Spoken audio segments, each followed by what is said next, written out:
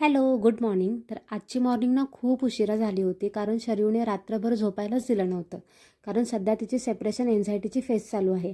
आणि हे आहे माझं गुलाबाचं झाड, ज्याला रिसेंटली मी खत टाकलं होतं, त्यामुळे खूप सारी कळी लागली होती.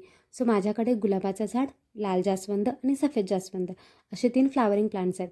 पण मला ना खूप दिवसापासून इच्छा आहे की मला कमळाचं झाड लावायचं आहे, आणि ते सुद्धा बीपासून. पण ते नेमकं बी चांगलं आहे ते कसं ओळखायचं आणि ते कुठून घ्यायचं हे मला नाही माहिती. सो तुमच्यापैकी कोणाला जर माहिती असेल ना, तर मला कॉमेंट बॉक्समध्ये नक्की सांगा. आणि हे आहे माझं लाल जास्वंदाचं झाड, जे मी हार्ड प्रूनिंग केलं आहे रिसेंटली.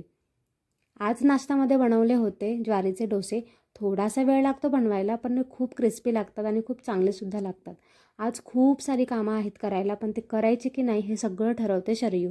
इथे मॅडम थोड्याशा झोपल्या होत्या, म्हटलं एक तरी काम पटकन आवरूया. सो आज बनवायचे होते तिळाचे लाडू आणि त्यासोबतच थोडीशी चिक्की. शेंगदाणे घेतले थोडेसे खरपूस भाजून, त्याच कढईमध्ये तीळ टाकले, तेही खमंग असे भाजून घेतले. शेंगदाणे पूर्णपणे थंड झाल्यानंतर त्यांची चांगली अशी साल काढून घेतली आणि एका शेंगदाण्याचे 2-3 तुकडे होतील अशा पद्धतीने त्यांना ठेचून घेतलं.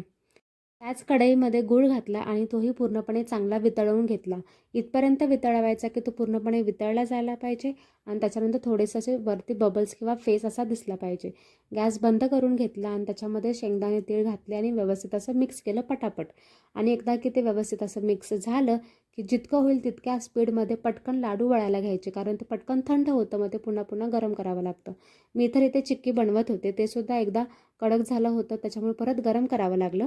आणि गरम असतानाच असे चिक्कीला मी कापसुद्धा दिले, कारण थंड झाल्यानंतर ते कट होतच नाही. सो इथे चिक्की तयार आहे आणि इथे मम्मी लाडू वळत होती एकदम स्पीडमध्ये. सो इथे मस्त असे तिळगुळाचे लाडू आणि चिक्की तयार आहे.